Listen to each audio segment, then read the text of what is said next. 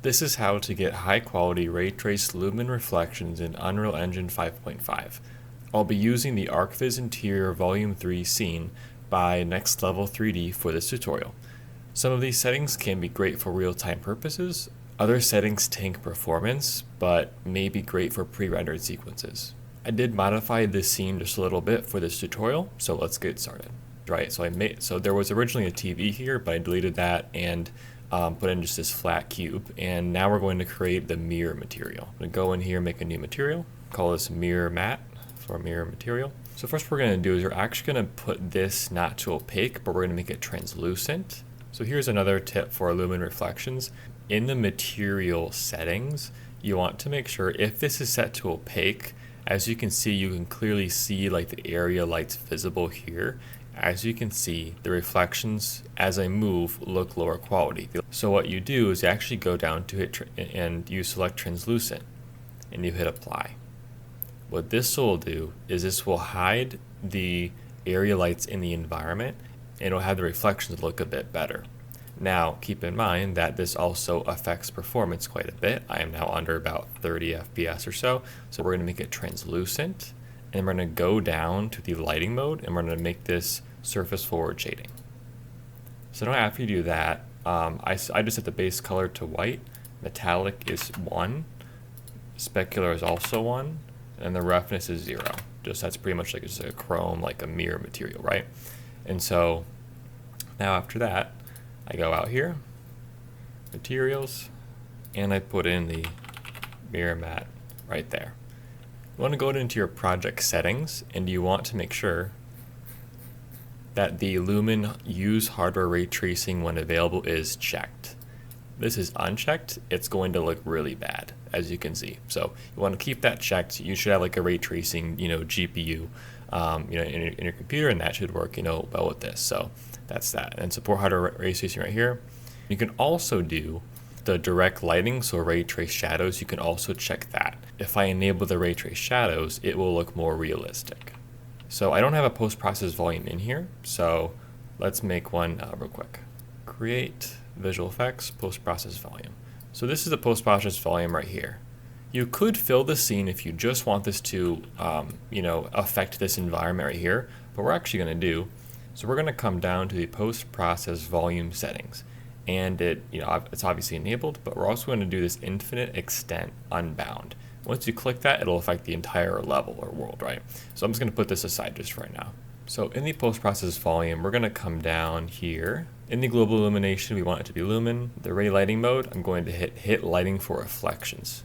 So this lumen seed lighting quality should be above 0.25. If I set it to 0, as you can see, it's going to be really kind of like that, lumen flickery kind of lighting thing. We want this to be at least 1.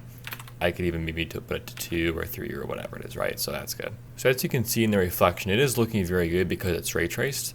But there's also this one little issue right here, and that is this book right here on this table. It is not shaded properly right in here. This area is very dark, and so what we'll do is we'll see lumen scene detail. If we increase this up to 2, it will allow that to be properly shaded and look more realistic.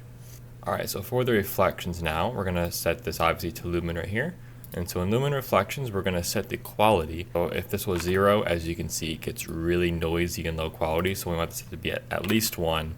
You can even do like maybe 2 or something. Lumen quality set that to 2. And then for the screen traces, we're going to enable this. And as you can see, if we disable it, kind of turns off like the reflections. And we're going to hit that and it actually reflects properly. And then high quality translucency reflections, we're going to select that and then we're going to enable it. So for the max reflection bounces, this is how many bounces the light reflects off of assets to improve the reflection quality of them, right? So if you take a look at the cast iron here in the back and the lamp right here in the front, if we increase this to 2, you will see that it's now reflecting more of the environment on those assets. And then for the max refraction bounces, this is set to 0. And notice that these glassy lamps in the back here, as you can see, over here, there's very clearly visible over here, right? But in the reflection, they are not. And that's because that we need to allow the light to refract through the glass lights in order for them to be visible. So we're going to add this to 1, and now you can see them. You can put it to 2, It might have a little bit of a difference, not super sure, but one just makes them visible.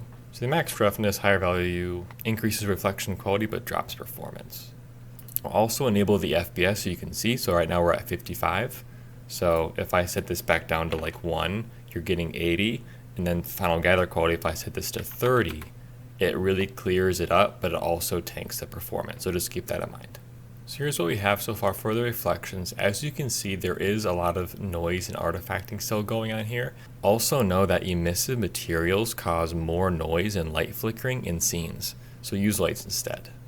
What was in the original scene were these two area lights. I put them outside, but if you move them inside, back inside, then it actually, lights up the environment nice, and it cleans up a lot of that, noisy artifact, right? And this reflection is looking much, much better, right?